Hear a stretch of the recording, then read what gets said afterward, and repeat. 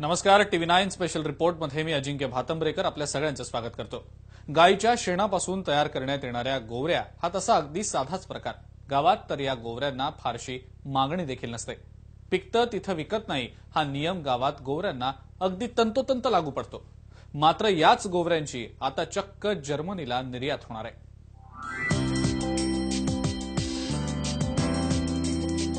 राज्यात गोवंश हत्याबंदी कायदा झाला आणि भाकड गायींचं काय होणार असा प्रश्न देखील उपस्थित झाला. सोलापुरातल्या संतोषी माता गोशाळेनं या प्रश्नाचं उत्तर दिलं. गायींना सांभाळायचं कसं हा प्रश्न अनेकांना पडला असताना इथल्या गोवऱ्यांनी मात्र थेट जर्मनीपर्यंत मजल मारलीये. तुमच्या शेतामध्ये जर का आजूबाजू ते चरत जर राहिलं ते तो चांगल्या तब्येतीने सुधारतो आणि भाकड कशाला त्याचा गोमूत्र आणि त्याचं गोमूत्र आपलं शेण जर शेतकऱ्यांनी उपयोग चांगला केला तर शेती चांगला पीक होतो त्याचा. तुम्ही रासायनिक बघू नका, तुम्ही सेंद्रिय शेती करा, त्याच्यातून तुम्हाला उत्पन्नही चांगलं मिळतो. लोक म्हणतात की आम्हाला फक्त भाकड गाय म्हणून विकलो. अरे भाकड तुम्हाला खिलारी गाय दूध देते किती? रोज 1 लिटर 2 लिटर 5 लिटर देईल. ते 5 लिटरनी तुम्ही काय मोठे होणार नाही. तेच गाय तुम्ही सांभाळून तुम्ही जर का शेतकरी तर चांगलं तुम्ही शेत केला सेंद्रिय शेती कितीतरी पटीने तुम्हाला शेतीचा उपयोग होईल त्याचा.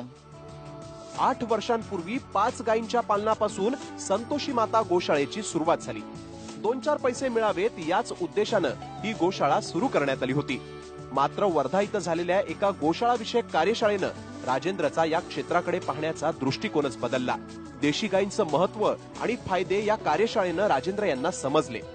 मग टप्प्याटप्प्यानं गायींची संख्या वाढत गेली आणि गोशाळेचं उत्पादनही. इथल्या गोवऱ्यांनी मग सीमोल्लंघन करण्यास सुरुवात केली. सुरुवातीला मुंबई, पुणे, बंगळूरपर्यंत जाणाऱ्या या गोवऱ्या आता थेट देशाच्या सीमा ओलांडून जर्मनी, अमेरिका, मलेशिया आणि थेट रशियापर्यंत जाऊन पोहोचल्यात. आम्हाला अनेक ठिकाणी जर्मन, मलेशिया, रशिया या विविध देशातून आम्हाला गौऱ्या मागणी करतात. आमच्या गौऱ्या परवा आम्ही मागच्या नेटवरती बघितलो की चांगल्या प्रमाणात मागणी आहे आमची. म्हणून आम्ही एवढा अंदाज असताना परत आम्हाला कशाला नाव खराब करायचं. एवढं चांगलं असताना याची सेवा चांगला करू आपण. ह्याच्यापेक्षा चांगलं दुप्पटीनं वाढ करू. देवाच्या आपला गोमाताच्या आशीर्वादाने जागा पण मागणी केली. देणगीदार बघू शेतकरी बघायला लागलो आम्ही. शासनाने जर का आम्हाला जागा उपलब्ध करून दिली मोठ्या प्रमाणात, याही पेक्षा आम्ही देशी काही संख्या मोठी वाढवून ह्याच्यातून नवीन काहीतरी उपयोग संशोधन करून त्या देशासाठी आपण काहीतरी चांगला करू. अनेक शेतकरी रासायनिक शेती सोडून सेंद्रिय शेतीची कास धरू पाहतायत. याशिवाय परदेशात हवन आणि पूजा प्रसंगासाठी गोवऱ्यांची आवश्यकता भासतेच आहे. त्यामुळेच देशात आणि परदेशात या गोवऱ्यांना मोठी मागणी देखील आहे. संतोषी माता गोशाळेनं अनेकांना रोजगारही उपलब्ध करून दिलाय.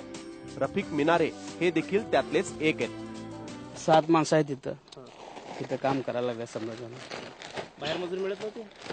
बाहेर मजुरी असं काम भेटत नव्हतं. ते गाडवासारखं काम करावं लागत होतं. तिथं आल्यापासून काम बी निवांत आहे आणि पगार बी आहे भरपूर आहे.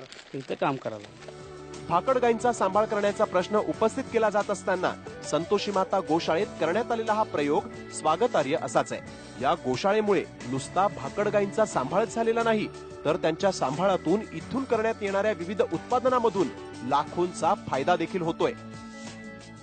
संतोषी माता गोशाळेतून गोसंगोपनाचं विधायक कार्य तर होत आहे, शिवाय गौऱ्यांच्या निर्यातीतून एका नव्या उद्योगाला चालना देण्यात आली आहे.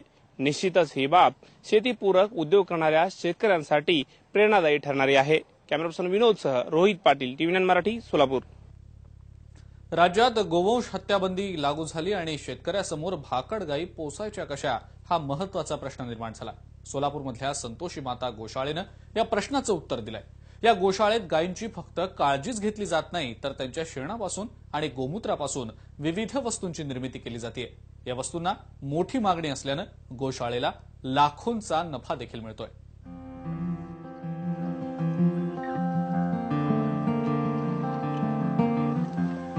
सोलापूरची संतोषी माता गोशाळा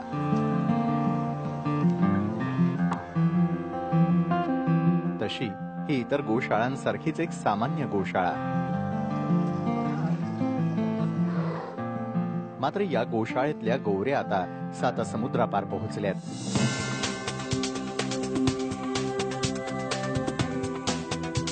थोड्याच दिवसात गोवऱ्यांची ही पाकिटं जर्मनीला रवाना होतील. अतिशय काळजीपूर्वक तयार करण्यात आलेल्या गोल आकाराच्या या गोवऱ्यांना आता परदेशातून मोठी मागणी आहे. परदेशात स्थायिक झालेल्या भारतीयांना धार्मिक कार्यासाठी गोवऱ्या लागतात.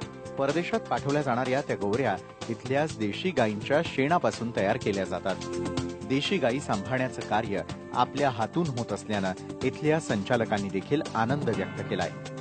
सुरुवातीला आम्ही 5 गायी होते आमची. काटकाकडे बाजारातून विकत घेतलो. त्याच्यापासून सुरू केल्यानंतर आज 87 गायी आहेत लहान मोठे मिळून. पण आम्ही आनंद आहे. एकूण भारतीय देशी गायी वाढवायला कसं वाढणार. आता सध्या आमच्याकडे आहे गीर खिलार आहे, कांकरेच्या 2 गायी आहेत सध्या आमच्याकडे. आम्ही याचप्रमाणे देशी गायी वाढवणार आहे, पण आम्ही आमच्याकडे जर्सी एक सुद्धा आम्ही ठेवणार नाही आणि यापुढे ठेवणार नाही. पुढं देशी गायीचा एवढा आम्हाला आनंद मिळत असताना इतर गायी ठेवून कशाला आम्ही हे करायचं. वर्ध्यातल्या एका कार्यशाळेनंतर राजेंद्र यांनी गोशाळेत अनेक बदल केले. त्यानंतर तर गोशाळेचं रूपडच पालटलं. फक्त शेणाच्या गोवऱ्यांवरती न थांबता मग पंचगव्य गोविज्ञान संशोधन केंद्र सुरू करण्यात आलं. या केंद्रांतर्गत धूपबत्ती, डास पळवून लावणारं लिक्विड अशा विविध गोष्टींसाठी संशोधन करण्यात आलं. मग या सर्व उत्पादनांच्या विक्रीतून संतोषी माता गोशाळेची रोज एक 1500 गोवऱ्याचं आम्हाला विक्री आहे.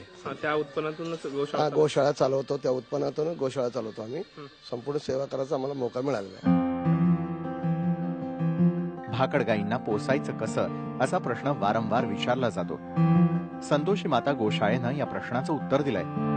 8 वर्षांपूर्वी केवळ 2 पैसे सुटावेत म्हणून सुरू झालेल्या या गोशाळेनं आज अनेकांना रोजगार दिलाय.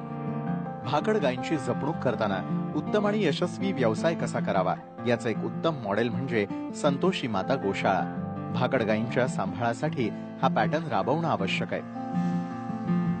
Rohit Raut, TV9 Marathi. TV9 special रिपोर्टमध्ये वेळ झाली का ब्रेकची. पाहत रहा TV9 मराठी.